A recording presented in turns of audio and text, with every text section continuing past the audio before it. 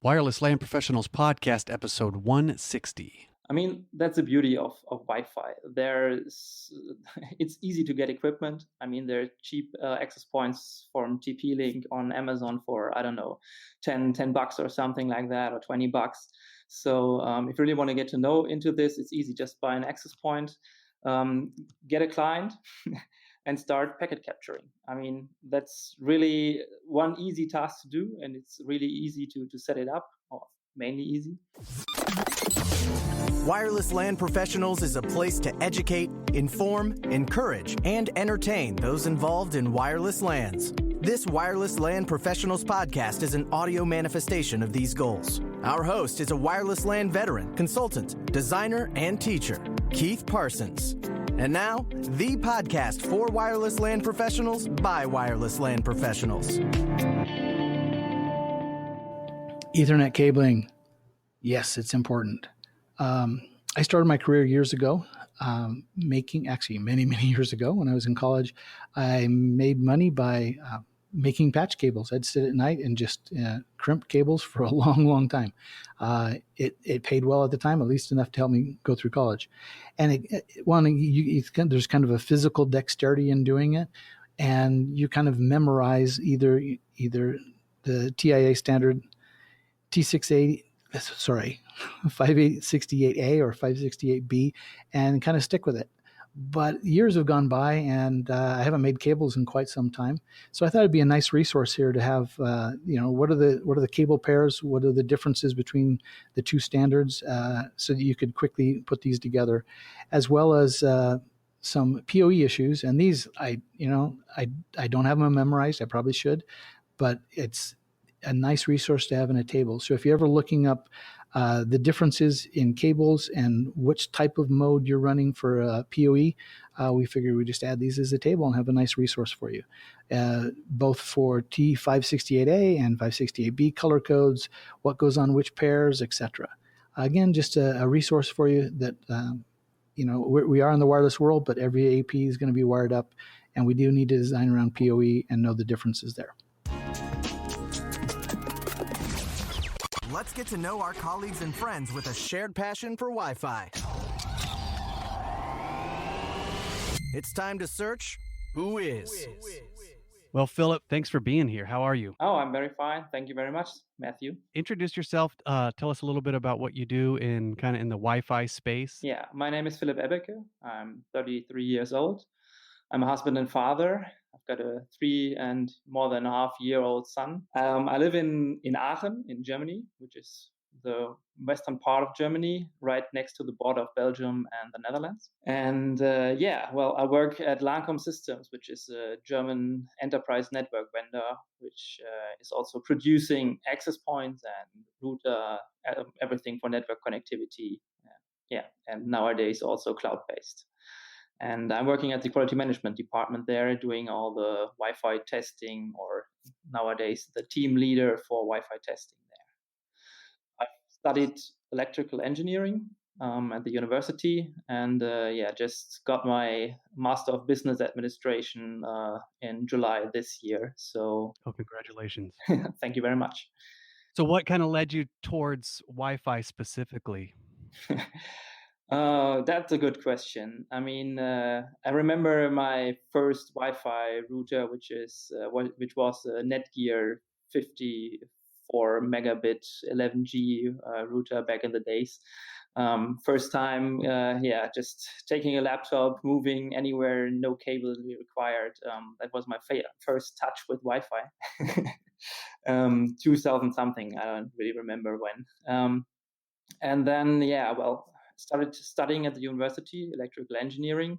I moved to a dorm and started working at the network working group.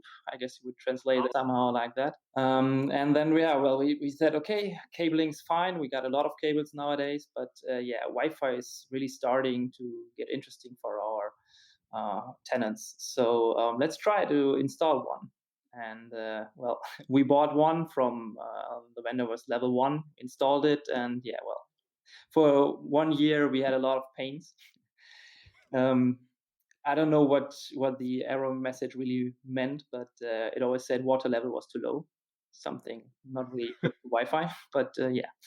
And then we bought a new one, which was the one from Lancome Systems, and that's when Okay. I got to know the company I work for right now. And yeah, we installed it, and it was working quite well for us, much better than the first one. So just a lot of trial and error then. Yeah, yeah. I mean, none of us had any experience in Wi-Fi then. No real experience. Just yeah, well, okay, we need a Wi-Fi access point, and it should do 802.1x authentication. So each one has a special user account we can manage, and yeah, that was basically it. That's great.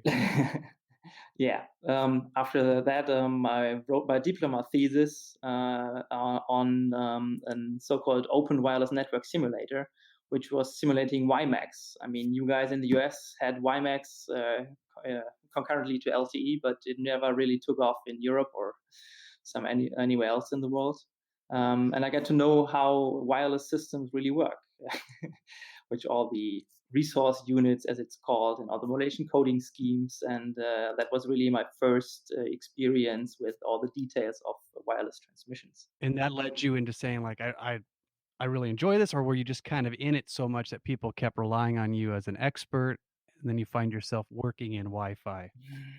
Well, it started to well, I had fun doing it at the network working group to work in the network business somehow. So I always try to get in touch with some vendors and try to get some experience there to work for them.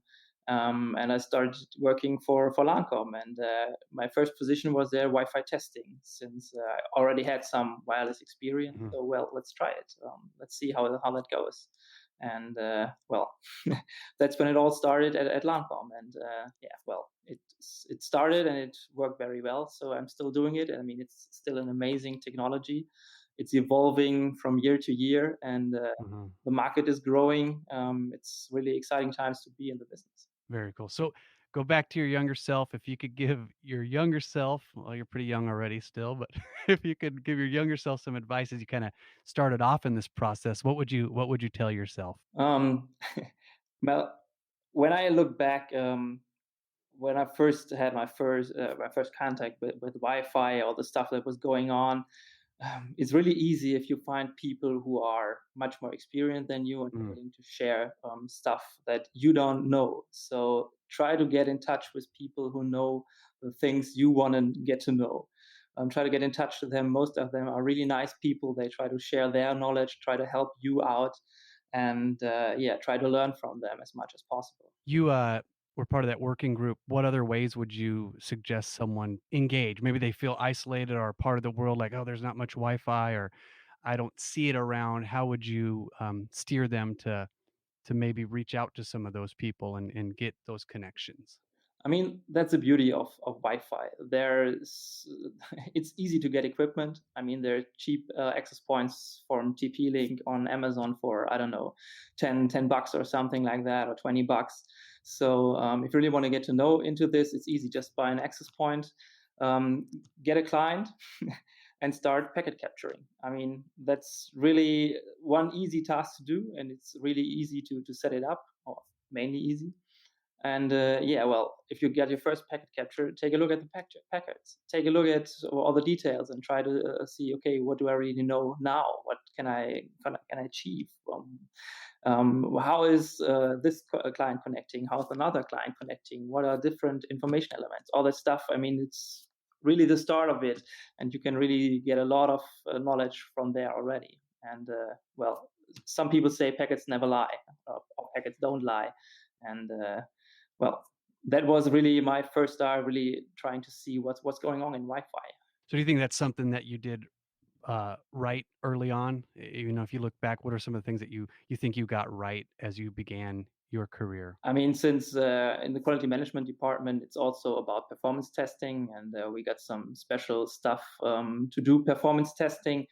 Um, but that's, I mean, performance testing can also be done over Ethernet or something else. But what's really Wi-Fi specific, I would say, is just trying to see what goes over the air, what's happening on the air. There's so much communication happening, not only data packets, but also all the management traffic, and really try to understand how Wi-Fi is really working. So let's go back through your career. Uh, Mistake. Any big mistake you made or something that you're involved with that you learned a real valuable lesson from? This is also Wi-Fi and RF specific. One of my first tasks was to test an update to our dual concurrent, dual band 11N two stream access points. We wanted to equip it with a new Wi-Fi module, and since it was dual band and dual concurrent, I had to test both bands. And when I started testing, I was okay. Let's isolate as much as possible. So I was just testing 2.4 gigahertz on one module, and switched the other one off. And then I switched 5 gigahertz on and switched the other one off. And everything was working fine. It was really good performance that we were getting. And after I finished my test, everything went out. And after that, someone came back and said, "Well, my 5 gigahertz isn't really working." And what are you doing? I just configured it. It's doing 2.4 and 5 gigahertz at the same time. And when I started transmission on 2.4 gigahertz, my 5 gigahertz clients can't connect, can't send any data out. And that was a lesson for me to learn that although it seems like these radios were isolated and that it should be on paper, all the RF was messing things up was because these modules were both capable of doing 2.4 and 5 gigahertz. So they couldn't filter out the traffic from the other band. So I learned crossband interference was one factor. And nowadays we're talking about dual 5 gigahertz access points and that stuff. And it's all coming back now even harder. Back then I thought, okay, 2.4, 5 gigahertz. Well, there are much frequency bands apart, so that's not going to be a problem. But hey, that's one that I learned the hard way. Working in the area of quality control and all of that, what's some recurring things that you're seeing come up? What are some of the things that you're learning maybe like right now? It's kind of real time things that you're running into. It's people always expect that everything's working fine together. And it doesn't matter which equipment you buy or which equipment you have. If it's really old legacy stuff and some brand new access point, they all have the expectation that when they switch something on, they all going to connect and everyone has a great experience with Wi-Fi. And especially if you work at the quality management department, Lancome is really special. We got our own driver development. We don't have no Linux access points. We write our own operating system, so it's really hard stuff. So you got to see a lot of issues that can happen with drivers messing up. And in the Wi-Fi space, there's not only one driver and one Wi-Fi module. There's so many, and there's so many players. Even the same the equipment vendors like Apple and Samsung, they both got Broadcom chipsets in their products, but both got different drivers, so they don't behave the same. And people always expect that interoperability is good and fine. We see a lot of issues with clients, and of course our access points as well, not only the clients, that need to be fixed, that need to be addressed. And you always hope when you find a buggy client that the vendor is really open for that and trying to fix their bugs, so we don't have to work around that. So if you could fix something in Wi-Fi, what would you do? I would really go for the stuff that's happening with LTE and Bluetooth, which are really saying if you want to produce something with Wi-Fi, you have to show us that it's really working with all the other stuff that's out there. So really make it mandatory to do interoperability testing. The Wi-Fi Alliance exists, and I recently joined them as a member, but there are some member companies who are active in Wi-Fi Alliance, but they don't certify products, and that's really a mess. And most of the really cheap stuff is not certified, so you can't produce anything in LTE and just put it on the market. It has to be certified in some way to show that you really work with all the equipment that's out there. And it would really help. to see that happen in Wi-Fi space as well. We'll see, right? Yeah, we see. Maybe the prices will have to go up because the certifications are so expensive then, but yeah, it would improve quality, I guess. Is there a class or a path you would recommend anyone should go through or must go through? I would say it's hard to learn everything at once. Mhm. Just try to focus on one area. That's good. Like I said, okay, I started with packet captures and try to see what's going on. Others are quite keen on all the RF that's happening, how signals are propagating, and that stuff. I mean, yeah, that's just. There are a lot of courses out there. You could start with some specific stuff for site surveys like IB-Wave or Ekahau certifications. I've done ECSE, Ekahau Site Service Certification, which is a good start. I'm really keen on getting to know the CW&P courses. Nowadays, we got a lot of CWNA, CWDP, all the books out there, and always try to look at them and, yeah, well, get to learn stuff from them. But I haven't taken any courses yet, and we're really looking forward to do at least CWNA now. Let's see how that works out. But there are a lot of different ways to get knowledge, not only in one specific course, but well, just be open-minded, be open Yeah. to learn, try stuff yourself, try to see how things are working. And yeah, I mean, packet capture is easy. RF stuff is really hard to learn. Even though I studied electrical engineering, it doesn't make me an RF expert. What does investing in yourself as a WLAN pro mean to you? Well, as I just said, be open-minded, be willing to learn, but also share your knowledge. It's always good to be more experienced, but your experience comes from learning and making mistakes and learning from these mistakes. Focus on one field. I mean, like we just said, there are courses out there you can go. You can certify yourself, which costs, of course, money.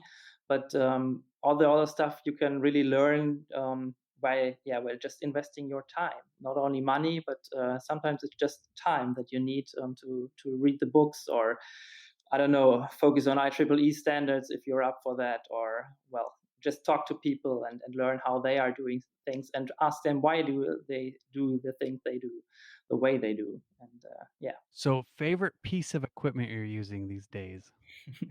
Well, for me, quite easy. It's just my MacBook. I've got the tools from Adrian Granados, AirTool, Wi-Fi Explorer. I also got a Wi-Spy, which is working in my Windows virtual machine. But well, as I said, you just need the MacBook for packet capturing. You can start Wireshark. You can take a look at the frames that were happening. You can scan for other SSIDs to see how many SSIDs are out there, all the stuff. That's basically it.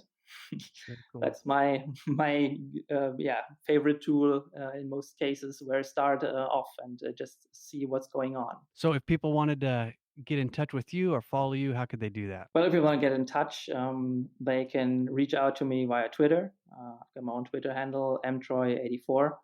I'm not that much Twittering myself, but if they reach out to me, I'm always answering. I've also got a blog, which is called WLAN in DE, WLAN 1NDE, where I've written some stuff, but due to my MBA and I've been really busy. Yeah. Nowadays, I'm preparing a new update showing what's going on with WPA3, which is also part of my presentation at the WWDC in Prague then.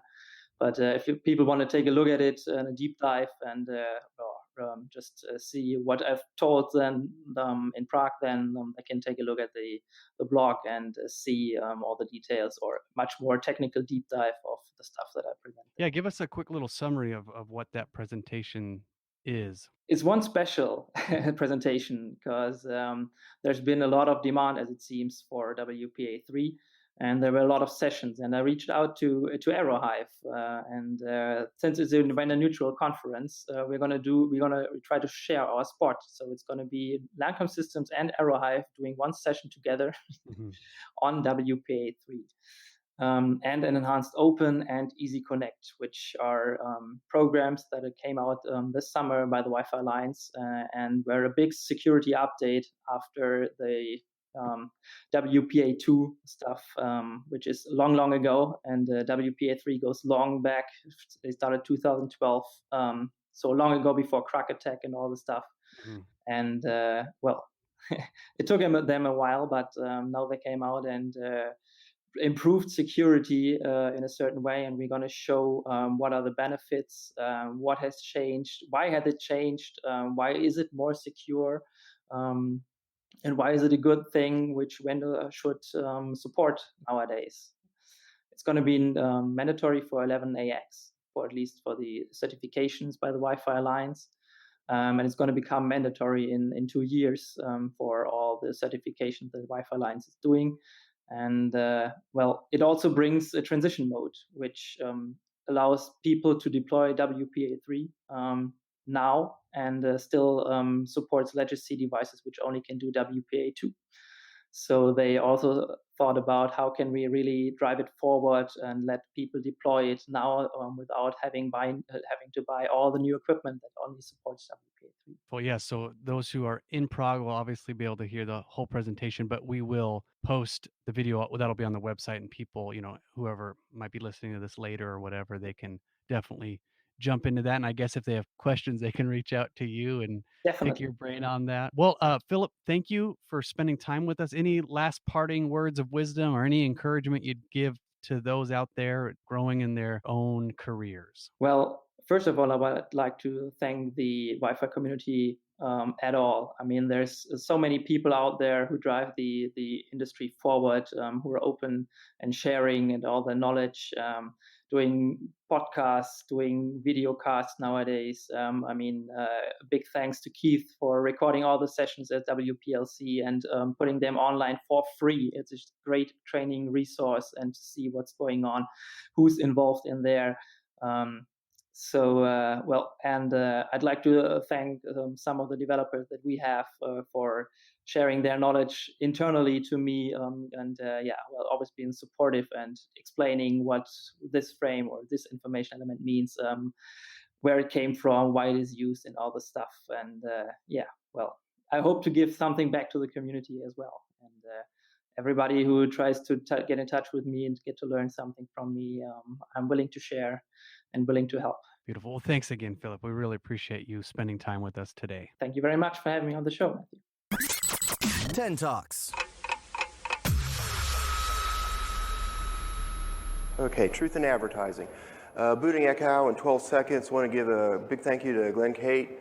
He was the one who recommended I make this presentation. I think anybody would be interested in it, but I was surprised you guys chose me as one of those. And also, once you get Ekahau started up, doing a survey point in 6 seconds. How many of you guys feel like a crab at the end of the day, holding up your laptop, standing there for 30 seconds or 40 seconds? And that's how I felt. And so I'll move along and tell you some more stories, but slide number 2, it'll look good enough. So there's one word I want you guys to remember out of this, which is CPU benchmark. Before you buy your next laptop, don't buy it on sale. Don't buy it because it looks pretty. Go to CPU benchmark. This is what I'm telling you. I'm going to told you and all that other stuff. So let's jump right into it. So you can see on my screen right here, I don't have Ekahau running, and my mouse isn't working too good up here on this screen.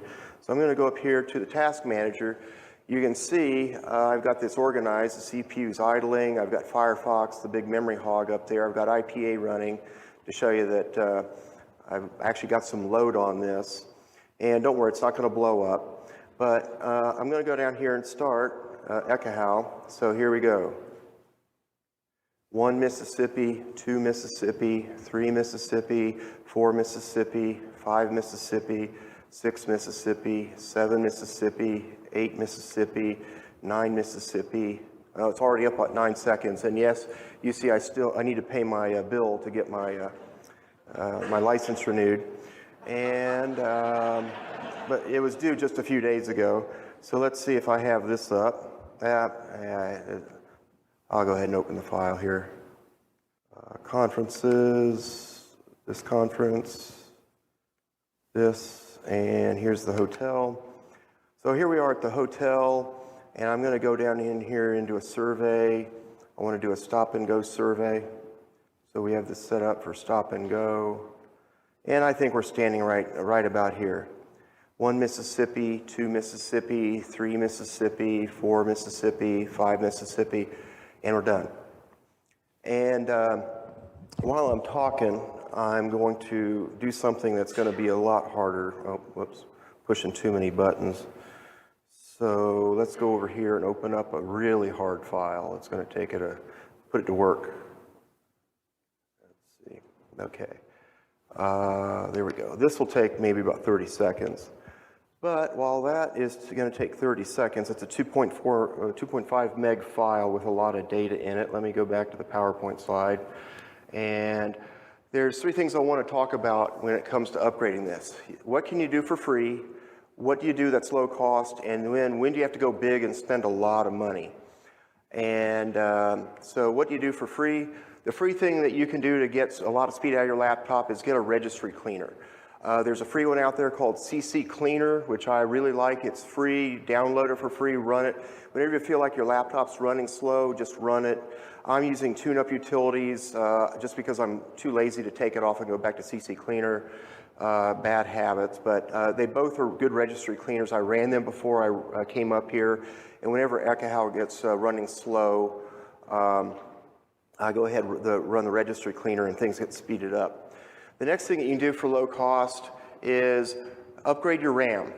Max out the capacity of your laptop. Max out, like most laptops have 2 slots.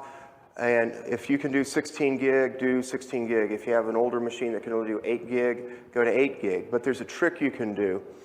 My first laptop, and the way I got started in this was I was using Heatmapper free. Here it's coming up. I did a GPS survey of New York City. So this is a big file. But, oh, there, it's loaded already. So now that it's loaded, I can just zoom right in and move right around. Takes a little bit of processing power to do that. But you can see where the GPS survey was as we drove around Manhattan at 50 miles an hour at 1 in the morning. And Do you have a large CAD file? not yet. There were 7,437 access points captured in that 30 minutes. So anyway, yeah, I've done CAD files, and it slows it down. Anyway, so I wanted to tell you a trick. If you happen to have an older laptop, I had a Dell Latitude when I got started on this. And the way I actually got my Ekahau was I had the free copy of Heatmapper, and I would do that for people's houses. And word got around, somebody said, we're in trouble. This person had a 1 million square foot facility. And I said, well, you know, you can haul freight with a pickup truck or twice the freight with a dually pickup truck, but you need an 18-wheeler. And so we made a deal that I would go buy Ekahau if he would pay me enough to make it work. Well, it worked great. He was thrilled that with the results we got with it, but my arm hurt at the end of the day. So anyway, we worked out how to get that sped up. I want to talk about this one particular thing here. How can you push a laptop that can only do 8 gig to 12? Well, the Dell that I had, you could actually take out one of the 4 gig SIMs and put in an 8 gig SIM. It's not factory authorized, but it will work. And I was able to get 12 gig into that one laptop, and that helped quite a bit. The other big magic special sauce on low cost is to put an SSD in your laptop. I measured the before and after of going from a hard drive to an SSD. It really is 15 times faster. But hey, like the ShamWow guy, there's more. So when do you go big? And that's when you go get a new laptop. And the core thing you look for is not the RAM or the features of the Christmas blacklight sale. Is you're married to that CPU. You can't change it. You can get a CPU, an i7 or an i5, but you're married to it. Oh, there's that word again, CPU benchmark. You need to remember that. So I'm sort of jumped around. How much time do I have? 3 minutes. So I had the old Dell Latitude that it had an index of 1400, And when I started up Ekahau, it meant go get a cup of coffee. Now with this, my index went from 1400 to 8000. I've got 16 gig of RAM. I've maxed it out. I've got an HDD. It takes 12 seconds to start ESS, as you saw. So and I'm going to jump over to the website here in just a second. But did you know that just because you bought an i7 doesn't mean you got a fast PC? Because you can get an i5 that will beat an i7. And you can see that here on this chart. This is what I have in this laptop right here. I have a 6700 HQ. It's got an index of 8145. But notice down here, at the very down here, I've got an i5 here that's above an i7. And so I'm going to go over to the website, and I recommend you guys do that right now if you want. You're out there and look up your PC. So here we're on the website. If I do a Control F and look for a 6700, and it's going to be right here. So you can see it's got an index of 8145. But notice as we scan on down, you'll see that there's other indexes where I've got an i5 right here at 7000 that's beating an i7 at 4900. So did you get a good Black Friday deal? So before you go out on Black Friday, go check that. When do you go big? I found that if your index is above 4,000 or around 4,000, and that should be a less than 4,000, not greater than 4,000. The cost-benefit analysis is where do you spend the money to go buy the extra RAM and the SSD? That's up to you. But when it's above 8,000, that's where you go, what's the bang for the buck? I've done some research, and for a 20% increase of CPU, I can actually go get a 10,000 index. Well, let's go out to the website. You can actually get a laptop that goes up to 12,000, but to do that, you got this laptop here is maxed out at 16 gig. To get to that 10 or 12,000, you've got to go to a laptop that has a frame that'll handle 32 gig of RAM, and the price doubles. So when do you get 20% more processing speed for twice the price? You need to make that decision on your own.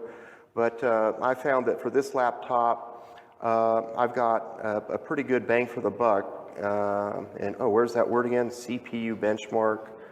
Let's see what else. I've got 21 seconds, and I've shown you that. So then let's go over here to IPA. So we're running Ekahau with a 2.5 gig file at New York City, and I'm running IPA here, and I've got 3 dongles. So I've got dongle channel 1, there's channel 6. So here I'm going to go ahead and do I'm out of time, but okay.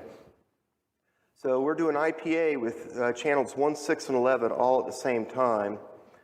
And here we go, processing. There we go. So now we need to get Joel up here to give us a demo of this, but just no slowing down. So plenty of power, and this is not the fastest laptop you can buy, but I think the bang for the buck. It's pretty good, pretty fast, and it doesn't weigh as much as my old one. So before you go buy your next laptop, go to CPU Benchmark, get the best index that you can buy, and then go get your max out your RAM and SSD. Thank you for joining us for another episode of the Wireless LAN Professionals Podcast, the podcast for wireless LAN professionals by wireless LAN professionals. Be sure to follow us on Twitter at Wireless LAN Pros for all the latest news and updates, and also connect directly with Keith on Twitter at Keith R. Parsons. Head over to www.wlanpros.com for this episode's show notes, as well as the latest in all things Wi-Fi.